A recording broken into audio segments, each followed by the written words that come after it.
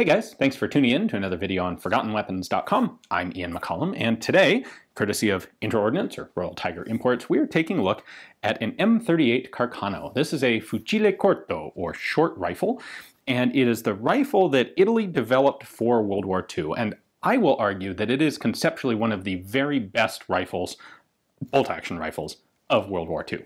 I know that's a bold statement, but hear me out. The origin of this rifle goes back to the 1920s, when the Italian military started to get concerned that their 6.5 ammunition just didn't have the terminal effectiveness. It wasn't deadly enough. Just wasn't good enough. It was, in fact, the very first 6.5 cartridge ever to be adopted. It was a relatively low-powered cartridge by what were becoming the standards of the day. You've got the Germans over there with their super powerful 8mm Mauser, and the Americans with 30-06, and the British with 303. Everyone's got big bullets, and the Italians are sitting here looking at their little 6.5 going, well, maybe it's not so great. So they start investigating a larger cartridge, and by 1935 they basically have it finalized, and it's going to be 7.35mm, which is basically 0.300 inch as opposed to 0.308 inch. It's a 30 caliber cartridge. It's 7.35 by 51 millimeters, so same case length as what would eventually be adopted for the NATO standard round. It fired a 125 grain projectile at approximately 2,500 feet per second. A little bit less than that out of a carbine, 2,500 out of this guy. Now, they didn't have a lot of money to put into this project, so they wanted to be able to convert existing rifles to the new pattern, the new standard, and the new ammunition. In fact, they left the chambers of the 6.5 and the 7.35 are similar enough that you can actually rebore a 6.5 barrel to 7.35 without having to change the chamber end, which is maybe part of the reason they didn't make that cartridge any longer. Part of the idea was they wanted to convert existing rifles so they didn't have to make everything new from scratch. However, they did create a new standard rifle. They knew that, like, okay, the M91 Carcano, the rifle is way too big, it's clunky, it's obsolete.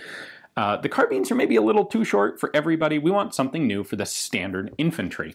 And they sort of took a page from the French planning, where the French, their plan was to have a semi-automatic rifle for, frontline infantry, the guys who are the standing army and the best qualified soldiers, and then have a very economical, effective, but economical bolt action for second line troops, for reservists, for the reserve army, the stockpiles of arms.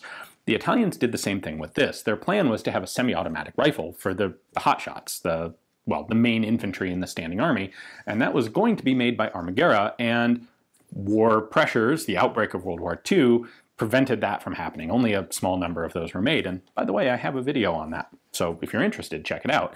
The M38 was then going to be the secondary bolt-action rifle to support the semi-auto, the idea being we don't want to have to pay to make a million semi-auto rifles so we can give one to every currently serving soldier and also have this big reserve stockpile. Our big reserve stockpile will be these guys.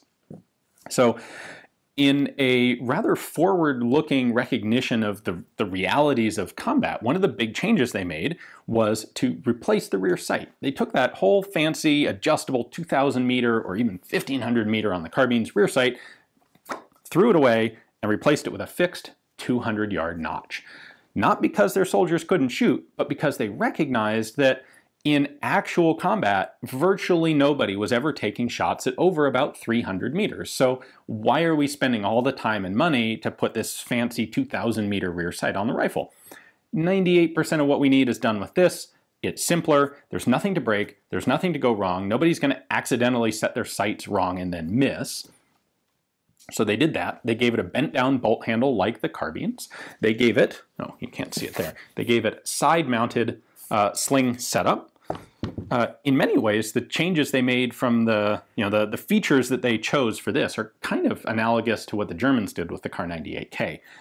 They gave it a much shorter barrel than the original rifles. It's just a little bit longer than the carbines at just over 21 inches, 536 millimeter, I believe. They gave it a really cool folding bayonet, which we'll take a look at in a moment. And then they kept all of the basic mechanics. So the bolt is identical to all of the other Carcanos, the magazine's identical, the action, the receiver, the whole rear end of the stock, all that stuff is exactly the same, both for training familiarity and so that they didn't have to retool anything and they could easily convert existing guns. By 1938, this project was all set and good to go, and they started making 7.35 guns. So let's take a look at this thing up close. All right, like I said, the mechanics are the same. This is a basic Carcano action, identical really to everything going back to the original long rifles. Our changes are mostly in here, so let's take a look at this up close. We now have a simple fixed rear notch sight. Nothing you can change, nothing to go wrong, and it is marked with the caliber of the rifle. Because they were transitioning to a new cartridge, they wanted to make sure people were able to keep the cartridge straight, and I'll touch on this in a few minutes, but they would also eventually make these guns in 6.5, and so on a 6.5 example it says Cal 6.5 up there. They also changed the profile of the barrel shank here. Instead of having flat facets where they put on markings, it's now just turned round or conical. However, the basic marking scheme remains the same. We have our serial number here. We have our manufacturer. This is Terni. And then we have the date of production, which on this one is upside down and is 1939. The XVII is the Roman numeral 17 because 1939 is the 17th year of the fascist era in Italy. After Mussolini came to power, they started marking dates in both manners on the rifles. In a further effort to make sure people didn't mix up the two different cartridges, they also marked the 7.35 caliber guns on the stocks. This one's a little worn down, but you can still see it there pretty clearly. One thing I do want to point out, most of the M35s in 7.35 in the United States came by way of Finland. In the early summer of 1940, Italy would supply almost 95,000 of these rifles to Finland, and the Finns marked them with an SA in a box right here. So this one, having come by way of Ethiopia through interordinance, is kind of cool in that it's fairly scarce in the US to have M38s in 7.35 that are not Finnish guns. Anyway, moving along, we have a little trap door in the butt plate here. There was no longer a cleaning rod stored under the barrel. Instead, you got a 3-part cleaning rod three segments that would screw together that fit in a little hole under this trap door. Unfortunately, I don't have an example of the rod to show you. We have a finger groove that was added to the stock. A little surprisingly, none of the Carcanos before this had that feature. It was there for actual ease of handling, and it also actually makes a convenient way for troops to identify 7.35 caliber guns, kind of like the AK-74. We have an upper handguard with a barrel band and front sling swivel. Note these swivels, of course, are on the side because carrying the gun across your back is really more convenient for most people than over the shoulder.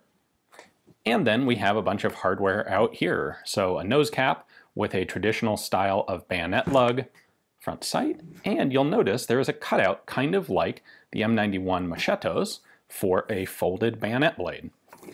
Well, since they were redesigning the whole rifle with this new concept of simple and efficient and only do what you really need, they did the same thing to the bayonet. So the new M38 pattern bayonets were substantially shorter than the early M91s, really more of sort of a utility fighting knife style of thing than the old school sword bayonet idea. And in order to make this thing handy, they actually made it a folding bayonet. So I have a button here that allows me to pull the blade forward.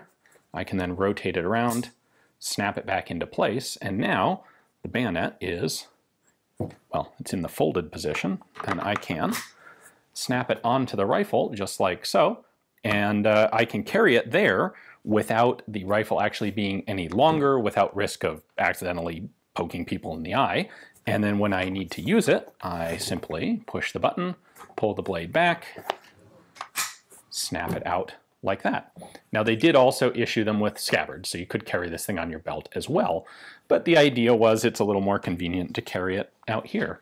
In fact, on the early pattern of bayonets, which we have here, they even changed up the idea of how to operate the bayonet lug, giving it a side latch right there. Now, this actually didn't work very well. It wasn't reliable, and it would come flying off the rifle periodically. So they had a second type that was much more prevalent, where they got rid of this lever thing and gave it a traditional button back here. They would eventually then develop a third pattern where they realized the whole folding thing was really kind of a waste of effort, and they used basically the same material, the same components, but they just fixed the blade in the extended position and got rid of the hardware that allowed you to fold it. So 3 main patterns. There was, I believe, a fourth one that was the fixed blade version, but made from scratch as a fixed blade, not a conversion of a folding design. So this was the standard M38 bayonet. We should talk briefly about the 735 cartridge. It used the exact same clips. So we got a steel one, which was more common, and got some brass ones here that were a little less common, but also used. This is more of a Spitzer bullet, where the 6.5 was always a pretty seriously round-nosed affair. This was designed to keep as much in common as possible with the original 6.5. So the case head is identical. The bolt face of the 2 cartridge, the rifles in 2 different cartridges are identical. The clips are identical. The magazines are identical. They really did as little as possible, as little as they really needed to in changing the cartridge, just to give it actually a lighter weight bullet, but larger in diameter, which they figured would be more effective, and moving at a higher muzzle velocity, so about 200 feet per second faster than the original 6.5, because this is actually a lighter bullet. So the 6.5 was 162 grain, the 7.35 was a 125 grain. Yeah, 1938 didn't give them very much time to re-equip the entire Italian army with Model 38s in 7.35 caliber. In fact, didn't give them hardly any time at all. And by 1940, they had already realized that, oh boy, this was a mistake. Like, I immediately regret this decision. The problem was, logistically, they are now at war, at World War, and trying to supply 2 different cartridges to 2 different rifles that kind of look the exact same, especially when you consider not just the fucile cortos, the Model 38s, but the conversions that they were making of the moschettos and the TS, the Truppi Speciali moschettos. The carbines, they're converting those carbines to 7.35 at the same time, and so you've got some guys have them in 7.35, some guys have them in 6.5. You don't want to mix up the ammo because that could be dangerous, and at worst, in best case, it just doesn't work. You make sure the right ammo goes to the right units, in addition to like the right ammo going to the right guy, because sometimes you even had mixed units, mixed rifles within a single unit.